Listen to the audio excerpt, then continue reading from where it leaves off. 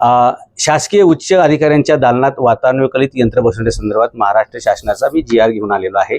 ज्यांचा पगार S30 श्रेणीच्या खाली आहे किंवा त्या समकक्ष आहे अशा कोणत्याही अधिकाऱ्याला इन्क्लुडिंग जिल्हाधिकारी, कमिशनर, अतिरिक्त आयुक्त अशा कोणत्याही व्यक्तीला आपल्या कार्यालयामध्ये AC बसवण्यासाठी शासनाची मान्यता परवानगी नाही.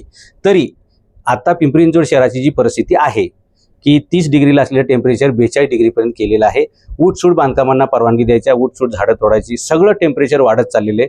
त्याच्यात भरीसभर 4-4, 5-5 तास लाईट गायब होते. सामान्य जनतेचं दुःख काय आहे हे ज्यावेळी मी बघितलं त्यावेळी मला असं वाटलं की जे दुःख जनतेचं आहे तेच अधिकाऱ्यांना सुद्धा कळलं पाहिजे आणि ते कळावं यासाठी कागदोपत्री त्याला आधार असला पाहिजे. म्हणून अशा प्रकारे कोणत्याही जिल्हाधिकारीपासून ते कमिशनरपर्यंत कोणत्याही, आणि त्याच्या खालचे तर सोडून द्या, म्हणजे त्यांना तर अजिबात अधिकार नाही, अशा प्रकारचं AC लावणं हे कायद्यांना परमिशन नाही, ते बेकायदेशीर आहे. म्हणून हे सगळे AC काढण्यात यावे. रयतेचं दुःख काय हे अधिकाऱ्यांना कळावं आणि ज्यांनी हे AC खरेदी केलेले आहेत त्यांच्या खिशातून हे पैसे वळते करून महापालिकेच्या तिजोरीमध्ये परत जमा करावे. अशा प्रकारच्या आदेशाची प्रत मी आपल्याला सुपूर्द करत आहे. याच्यावर ताबडतोब कारवाई झाली पाहिजे. मी परत 2-3 दिवसांनी व्हिडिओ काढायला येईल की कोणाकोणाच्या केबिनमध्ये AC राहिलेले आहेत.